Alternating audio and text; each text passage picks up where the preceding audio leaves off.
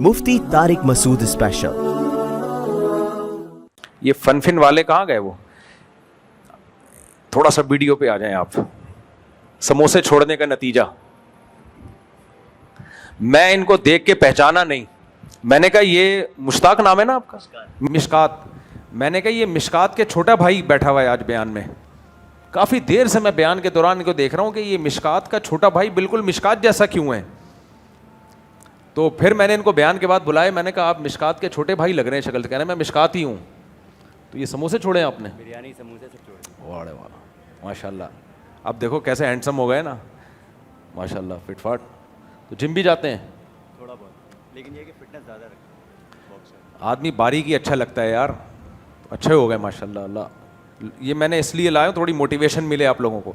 समोसे छोड़े, बिरयानी छोड़ी, और रोटी भी छोड़ दी। रोटी भी, चावल भी छोड़ दिया। ये बताएं खा क्या रहे हैं? इतनी सारी चीज़ें छोड़ दी। बॉयल चिकन, बॉयल चिकन, अंडे, ड्राई फ्रूट्स, बादाम पिस्ते, ड्राई फ्रूट, ठीक। और ऑयल छोड़ दिया, रोटी छोड़ दी, चावल छोड़ दिया, हाँ, और मीठा छोड़ दिया। मीठा छोड़ दिया। अब खाते हैं गोश्त, खाते हैं गोश्त, चिकन है, अंडे हैं। मुझे ज़रा बताएं सुबह नाश्ते में क्या खाते हैं? नाश्ते में बॉयल अंडे 8-9, बॉयल अंडे 8-9 अंडे, और 7 खजूर का शेक। खजूर का शेक, और बकरियाँ 8-9 रखी हुई हैं घर अंडे। में, बकरी का दूध निकालता हूँ, हाँ, उसी से शेक बनाता हूँ, वही पीता हूँ। क्या बात है, खानदानी काम। मुझे आप अपने घर पे ज़रा ले जाइए बकरी का, मैं भी व्लॉग बनाऊंगा आपकी, ताकि लोगों को थोड़ा सा मोटिवेशन मिले ना। बकरियां पाली हुई हैं, फ्रेश मिल्क पीते हैं बकरियों का। फ्रेश मिल्क पीते हैं, और मोटिवेशन आप ही थे। अच्छा। आपने बकरियां पाली थी, आपको देख के मैंने बकरियां पाली, और आपने जो देसी घी निकालने का तरीका बताया था, मक्खन निकालने का, तो मैंने बकरी के दूध का मक्खन निकाला था। वाह, अरे वाह यार, बहुत कम निकलता है लेकिन बहुत ताकतवर होता है, बहुत अच्छा होता है। तो सुबह आपने गोश्त, सुबह खजूरों का मिल्क शेक पी लिया बकरी के दूध का जी, और सिर्फ 6 अंडे खा लिए आपने जी, और 8-9 अंडे। 8-9 अंडे जी, और ये नाश्ता हो गया, और साथ सैलेड वगैरह जो है, जो बेगम दे देती हैं। अच्छा अच्छा जी। इसके बाद भी बेगम देती है कुछ सैलेड भी देती है। अच्छा, उसके बाद दोपहर को? दोपहर को अक्सर मैं 2 टाइम का खाना खाता हूँ, नाश्ता करता हूँ, उसके बाद शूट पे चले जाता हूँ। शूट पे है कि हमारी फिजिकल एक्टिविटी ज़्यादा है, हाड़ा उड़ी ज़्यादा है। हाँ। मंडी व्लॉग्स बनते हैं तो जानवरों के साथ खेलना कूदना, उन पे चढ़ना, उनको भगाना। अच्छा, तो फिजिकल एक्टिविटी ज़्यादा रहती है। उसके बाद जब वापस घर में आता हूँ तो ये है कि फिर बॉयल चिकन, अच्छा, या फिर दुम्बा पुलाव खा लेता हूँ। चक्की वाला दुम्बा जो है, हाँ हाँ हाँ, उसका पुलाव मिलता है यहाँ पर देसी फूड में, वो खा लेता हूँ। तो पुलाव तो खा ली ना, चावल तो आप कह रहे थे नहीं खाता मैं। चावल लेकिन ज़्यादातर चक्की और दुम्बा गोश्त वगैरह खाता हूँ। चावल उसमें से की निकाल- क्वांटिटी कम होती है उसमें। जी, जैसे मंदी खा रहा हूँ तो उसमें से चिकन निकाल लिया, उसमें से गोश्त निकाल लिया, वो खा लिया, तो फ्लेवर भी मिल जाता है। 2 टाइम खा लिया बस? 2 टाइम खाता हूँ बस। बाकी ये कि टुकमुक चलता रहता है, ड्राई फ्रूट्स। कितने दिनों में कितना वजन कम हुआ है? मेरा तकरीबन पहले 88 वेट था, ओए होए, जब आपसे मैं मिला था पहले। फिर उसके बाद जो है तकरीबन 1.5 से 2 साल में अभी मेरा 66 है। यानी कितना कम हो गया? तकरीबन 22 किलो। यानी इसका मतलब पहले आप मिशकात के अलावा भी थे? जी, पहले 2 मिशकात से अब 1 हो गया। फिर सिर्फ मिशकात नहीं थे आप, मिशकात के अलावा भी आप में चीज़ें थी जी, वो निकल गई हैं सारी चीज़ें। बहुत सारी निकल कोई गई। कमज़ोरी तो महसूस नहीं हो रही? नहीं, कमज़ोरी नहीं, बल्कि ज़्यादा फिट हो गया, क्योंकि पहले मेरा बिनोरिया मीडिया में काम करता था मैं। हाँ। तो 3 साल सिर्फ बैठने का काम था, 8-9 घंटे सिर्फ बैठा हुआ हूँ, एडिट कर रहा हूँ। तो अब मैं थोड़ा फिजिकल एक्टिविटी में आ गया, जब व्लॉग वगैरह मैंने स्टार्ट किया, तो ये कि अब मैं ज़्यादा फिट फील करता हूँ। तो जिम भी जाते हैं? जिम हल्का बुल्का, जैसे हफ्ते में 3-4 दिन फिजिकल एक्टिविटी के लिए चला गया बस। बहरहाल आपको मैं देख के वल्लाह मैं नहीं पहचाना। मैंने कहा शायद ये, मैं मजाक नहीं कर रहा, मैंने कहा मिशकात के छोटे भाई आए हुए हैं शायद ये। माशाल्लाह, ज़बरदस्त आपने, जज़ाकल्लाह। हिम्मत चाहिए इसके लिए। मुंह पे कंट्रोल करना दुनिया का मुश्किल तरीन काम है। चलें जी, अल्लाह जज़ाए खैर दे आपको। मैं आऊँगा आपकी बकरियाँ देखने इंशाअल्लाह। अच्छा भाई, ये पुराने सवाल हैं, पहले ये पढ़ लूँ। 15 साल शादी को औलाद नहीं है, दिल से दुआ जी अल्लाह ताला नेक साले औलाद अदा फरमाए। बाकी घर वाले जो इजाज़त नहीं दे रहे, तो वो घर वाले किसी के भी इजाज़त नहीं देते, करके बताया जाता है, और इस खौफ के साथ बताया जाता है कि कुछ भी हो सकता है। इसके लिए पहले से आपको तैयार रहना पड़ेगा।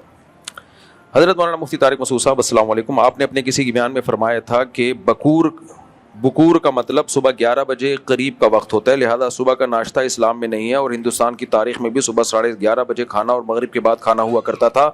सुबह से मुराद 11 या 11:30 का वक्त होता है, इसकी शरई दलील दें। हज़रत आयशा रज़ी अल्लाह ताला अन्हा फरमाती हैं, नबी सल्लल्लाहु अलैहि वसल्लम सुबह की नमाज के बाद घर तशरीफ़ लाते और पूछते क्या खाने को कुछ है। अगर हम कहते नहीं तो आप सल्लल्लाहु अलैहि वसल्लम فرماتے پھر میرا روزہ ہے. صحیح مسلم. یہ ان بھائی کا سوال اشکال یہ ہے ان بھائی کو کہ میں نے کہا صبح کا ناشتے کا لفظ ہمیں پرانی عربی میں ملتا ہی نہیں ہے, جدید عربی میں, پرانی عربی میں نہیں ہے. اور صحابہ کرام میں رواج تھا 2 ٹائم کھانے کا, ایک صبح 11:30-12 بجے تک یہ دوپہر کا کھانا ہوتا تھا, اور ایک رات کا کھانا. بس یہ 2 کھانے ہوتے تھے پہلے زمانے میں, اور ہندوستان میں بھی یہی تھا. ہم نے خود حضرت مفتی رشید احمد صاحب رحمہ اللہ سے سنا, کہتے ہیں انگریز نے ناشتہ واشتہ متعارف کروایا, مسلمانوں میں اس کا رواج نہیں تھا.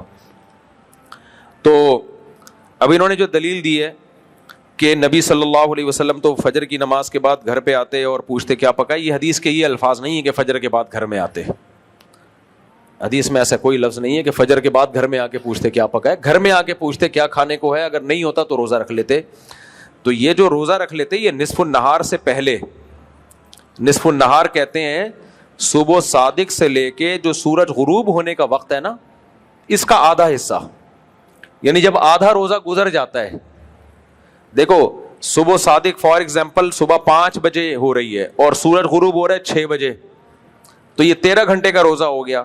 تو 13 گھنٹے کا ہاف کیا ہوگا, 6.5. تو صبح سے لے کے 6.5 گھنٹے سے پہلے نصف النہار کہلائے گا. اس سے پہلے روزے کی نیت کی جا سکتی ہے, اسی حدیث سے پتہ چلتا ہے. باقی یہ کہ وہ صبح 11:30 کا ٹائم ہوتا تھا یا 12 کا ٹائم ہوتا تھا, یہ والا ٹائم ہوتا تھا, اس کی دلیل یہ ہے کہ ایک حدیث میں آتا ہے کہ صحابہ کہتے ہیں ہم ظہر کی نماز کھانا اور قیلولہ کے بعد پڑھا کرتے تھے. جمعے کے دن ایسا ہوتا تھا کہ کھانا جمعے کے بعد, یعنی جمعے کی نماز اتنی جلدی ہوتی تھی. تو اس سے پتہ چلتا ہے کہ ظہر کی نماز اگر وہ اول وقت میں پڑھ رہے ہیں اور اس سے پہلے قیلولہ بھی کر چکے ہیں کھانا کھانے کے بعد, کو کیا ٹائم بنے گا, پھر وہ یہی ٹائم بنے گا. جبکہ جمعے کے دن جلدی نماز ہوتی تھی تو پھر وہ کھانا وانا اس کے بعد ہوتا تھا. تو اس سے پتہ چلتا ہے یہ والا ٹائم قریب یہ ٹائم ہوتا تھا. اس حدیث سے مبارک کا روشنی کیا, ہاں یہ کہہ رہے ہیں کیا اس حدیث کی روشنی میں کیا نبی صلی اللہ علیہ وسلم 11:30 بجے تک بغیر کھائے رہتے, اس میں لکھا ہے بھوکے رہتے تھے, یوں بھوکے کے بجائے یوں کہہ دینا چاہیے کیا بغیر کھائے رہتے تھے. بھوکے کا لفظ تھوڑا سا نامناسب معلوم ہوتا ہے. کیا آپ صلی اللہ علیہ وسلم کیا 11:30 بجے تک کھائے پیے بغیر رہتے تھے؟ جی ہاں, یہ کوئی پہلے زمانے میں سب اس ٹائم تک کھائے پیے بغیر ہی رہتے تھے. انگریزوں نے آ کے ہمیں صبح کے ناشتے پہ لگا دیا ہے. آپ اپنے دادا پردادا کسی کے زندہ ہوں تو ان سے پوچھیں, وہ بتائیں گے کہ صبح فجر پڑھ کے کوئی بھی نہیں کھاتا تھا. لوگ کھیتوں پہ جاتے تھے, کام کرتے تھے اور محنت کرتے تھے, اور جب بھوک خوب چمکتی تھی, دبا کے بھوک لگتی تھی, پھر جب سورج نکلتا تھا نا, سورج کی روشنی تیز ہو جائے, اس وقت کھانا کھایا جاتا تھا. اور نیچرل ٹائم بھی وہی ہے. حقیقت یہ کہ فجر کے بعد بھوک لگتی بھی نہیں ہے, چاہے کئی گھنٹوں کا ناغہ ہو. ہماری باڈی سن لائٹ کے ساتھ سیٹ ہوئی ہوئی ہے. آپ دیکھو اکثر لوگ صبح شوگر چیک کرتے ہیں, بڑی ہوئی ہوتی ہے. باڈی کا ایک الگ سے میکینزم ہے, وہ اتنا پیچیدہ ہے کہ اس کو سمجھنا پوری طرح ممکن نہیں ہے. اب صبح چونکہ اللہ تعالیٰ چاہتے ہیں, اللہ تعالیٰ قرآن میں کیا کہتے ہیں, ہم نے دن کو کام کاج کا ذریعہ بنایا, رات کو سونے کا اور دن کو وجعلنا النہار معاشا. تو دن جو ہے نا, تو دن چڑھتے ہی باڈی کو چاہیے کہ کام کرے وہ. تو اس لیے اللہ تعالیٰ نے صبح کے وقت میں خاص ایک انرجی الگ سے پیدا کی ہوتی ہے ہماری باڈی کا. صبح کو شوگر لیول حالانکہ کئی گھنٹوں سے کھایا پیا نہیں ہوتا ہم نے, تو وہ اسی لیے بڑا ہوتا ہے کہ اس کو آپ کام میں لے کر آؤ. ہم اور پراٹھے پھوڑ کے اور بڑھا دیتے ہیں وہ. تو جب آپ نیچرلی صبح بھوک لگتی بھی نہیں ہے, فجر کے بعد نہیں لگ رہی ہوتی بھوک, اللہ یہ کہ عادت ڈال لو. تو کوئی بھی جانور دیکھ لو آپ, صبح صبح اٹھتے ہیں, انگڑائیاں لیتے ہیں, رات کو مغرب کے بعد وہ اپنے ڈڑبوں میں چلے جاتے ہیں. تو صبح نکلو, آپ کام کاج کرو, پھر آپ کی بھوک چمکنے لگے گی, پھر آپ کھاؤ, مزہ نہ آئے پیسے واپس. لیکن ہم لوگوں نے اپنی باڈی کو خراب کر دیا ہے, وہ اب سیٹ ہونے میں ٹائم لگے گا. خراب ہو چکی ہے ہماری باڈی, نیچر پہ تھوڑی ہے. بہرحال ناشتہ کر لیں, کوئی خلاف شرع نہیں ہے. یہ کچھ میں نے تو نیچرل بتایا کہ نیچرل کیا ہے, 2 ٹائم کا کھانا ہے. باقی کوئی ناشتہ کر رہا ہے تو کوئی وہ کر لے, ڈاکٹر اگر کسی کو کہہ رہے ہیں کر لے, میرے سے پوچھ کے نہ کرے, خود ہی کر لے. آپ حکیم تاریخ چغتائی صاحب کے پیچھے ہاتھ دھو کے کیوں پڑ گئے ہو بغیر دلائل کے؟ اگر دلائل ہیں تو مستند حوالوں سے جواب دیا کریں. یعنی میں تاریخ چغتائی پہ بخاری اور مسلم کے حوالے پیش کروں جی, یا قانون کی فلاں کتاب کے صفحہ نمبر 3 پہ لکھا ہوا ہے کہ تاریخ چغتائی کی وظیفوں کی کوئی حیثیت نہیں ہے. حوالے دینا, دلائل دینا اس کے ذمے ہوتا ہے جو مدعی ہوتا ہے, دعویٰ کرتا ہے. آئی بات سمجھ میں؟ مثال کے طور پہ آپ میرے پاس آئے, مفتی صاحب میرے سر میں درد ہے, میں نے پیناڈول نکال کے دے دی, 2 گولی کھا لو. آپ کہیں اس کی کیا دلیل ہے کہ یہ درد سر کی گولی ہے؟ میں کہوں بھائی دیکھو گوگل پہ جاؤ, سرچ کرو, ڈاکٹروں سے پوچھو, سب کہہ رہے ہیں کہ جس کے کھوپڑی سیٹ کرنی ہو اس کو 2 گولی پیناڈول کھلا لو. دلیل کس کے ذمہ ہے؟ گولی کون دے رہا ہے؟ علاج کون کر رہا ہے؟ میں کر رہا ہوں نا. تو اس علاج کے صحیح ہونے کی دلیل کس کے ذمہ ہوگی؟ میرے ذمہ ہوگی. آئی بات سمجھ میں؟ اب آپ میرے پاس آئے, سر میں درد ہے, میں نے 2 گولی پیناڈول دی. آپ کہہ رہے ہو مفتی صاحب دلیل دو, یہ گولی ٹھیک ہے. میں کہوں تو دلیل دے کہ یہ گولی نہیں ہے. وہ کہے گا بھائی کسی چیز کے نہیں ہونے کی دلیل تھوڑی ہوتی ہے, دلیل کسی چیز کے ہونے کی ہوتی ہے, نہیں ہونے کی تھوڑی ہوتی ہے. تو جناب طارق چغتائی صاحب اور ان جیسے عاملین جو آ رہے ہیں نا, کینسر یہ کھاؤ, گردے میں پتھری ہے یہ وظیفہ, گھٹنے میں تکلیف ہے یہ والا وظیفہ. آپ ان سے پوچھیں حضرت آپ وظیفوں کی پوری ایک فیکٹری بن چکے ہیں, آپ کے پاس ان وظیفوں کے مؤثر ہونے کی کیا دلیل ہے؟ سمجھ میں آ رہی ہے بات کہ نہیں آ رہی ہے؟ یہ دلیل عاملوں سے پوچھی جائے گی, مجھ سے نہیں پوچھی جائے گی. تو آپ لوگ کہتے ہیں انہوں نے علوم حاصل کیے ہوئے ہیں, ان کے پاس کیا ہے؟ علوم. آپ ڈاکٹر سے پوچھیں آپ کے پاس کہاں سے علوم آئے, وہ آپ کو یونیورسٹی کا حوالہ دے گا, کتابوں کا حوالہ دے گا. آپ ان سے پوچھیں کہاں سے علوم آئے, کسی کے باپ کا بھی حوالہ ان کے پاس بولو نہیں ہے. باقی لوگ ایک اعتراض یہ کرتے ہیں کہ ہمارے اکابر بھی تو وظیفے بتاتے تھے. دیکھو قرآن کی کچھ آیتیں ایسی ہیں جو اس موضوع سے مناسب ہوتی ہیں. اس موضوع سے کیا ہوتی ہیں وہ؟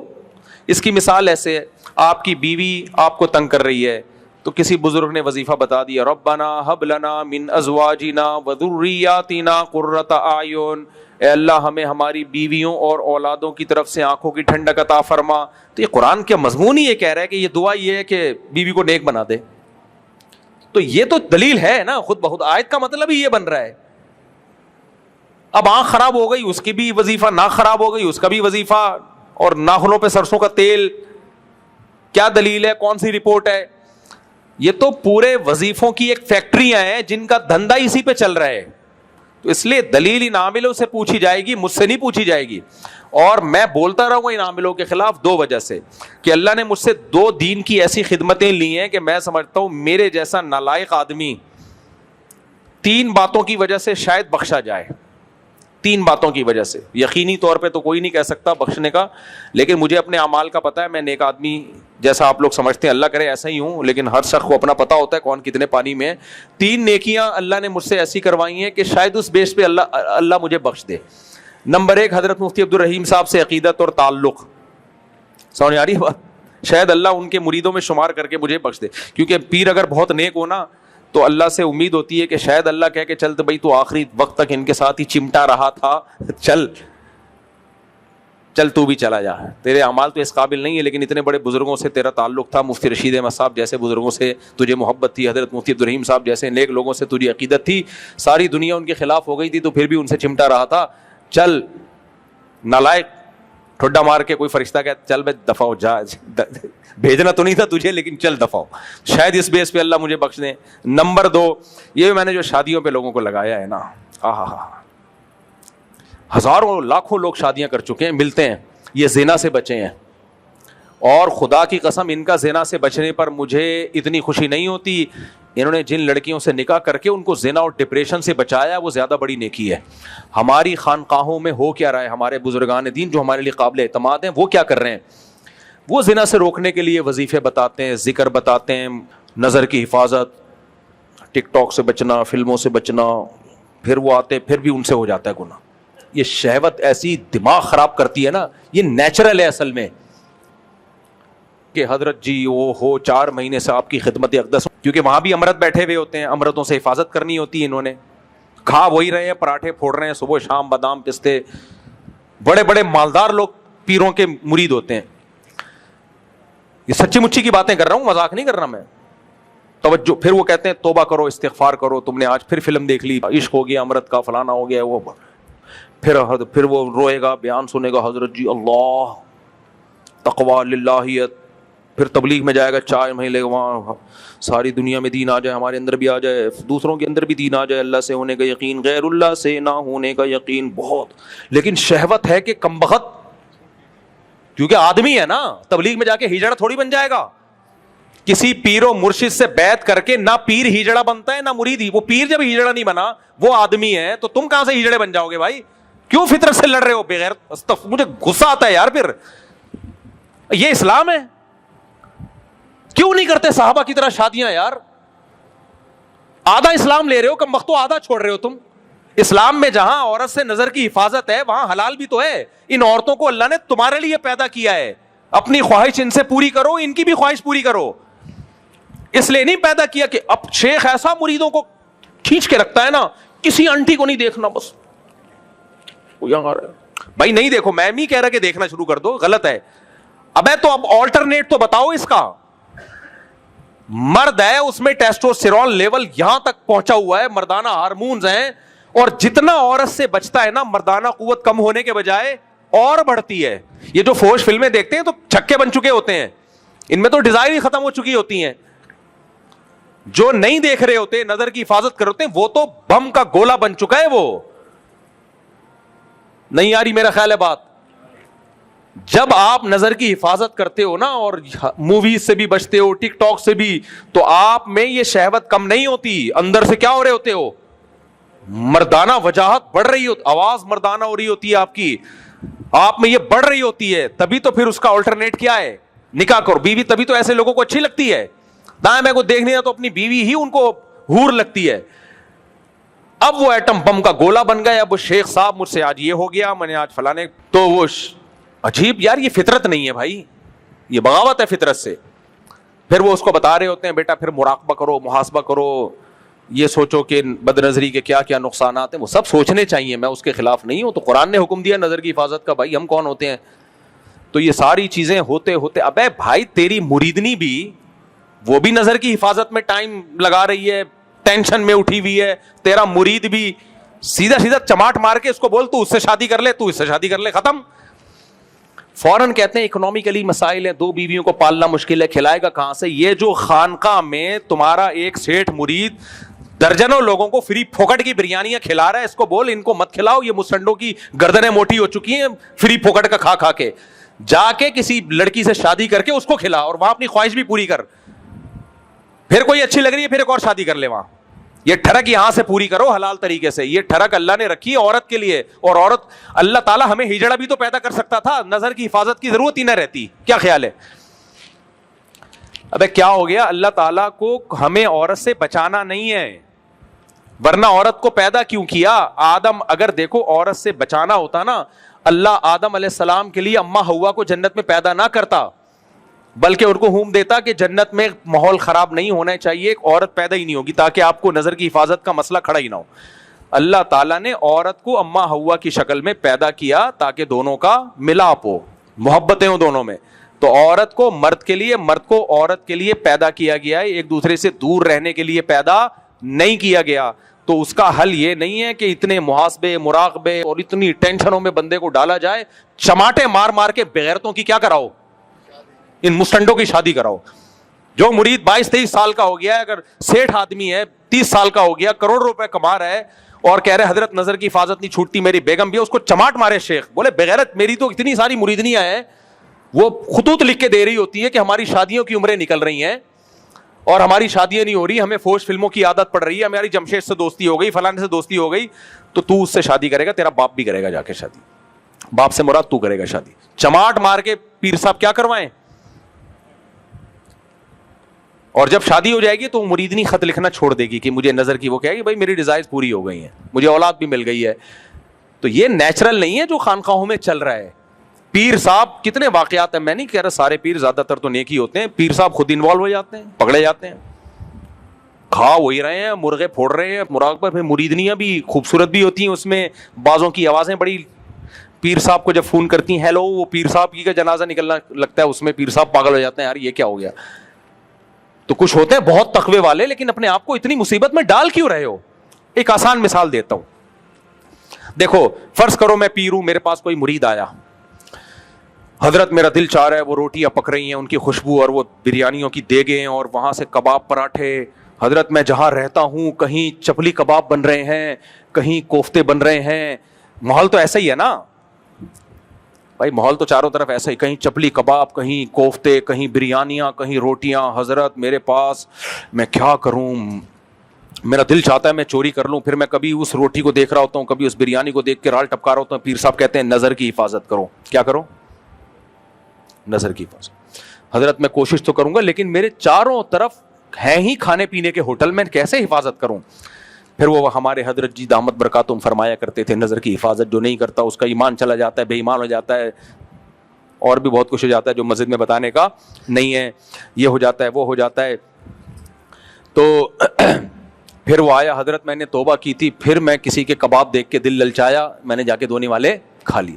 کوئی بات نہیں, گناہ گار کی توبہ اللہ قبول کرتا ہے. توبہ کرو, 100 دفعہ توبہ کر کے 100 دفعہ توڑے گا توبہ, پھر مایوس ہونا شروع ہو جائے گا. پھر کہے گا یار 2-4 ہزار میں 2-4 ایسے ہوں گے جو شاید بچ جائیں, 99% وہ چوریوں پہ ہی آ جائیں گے.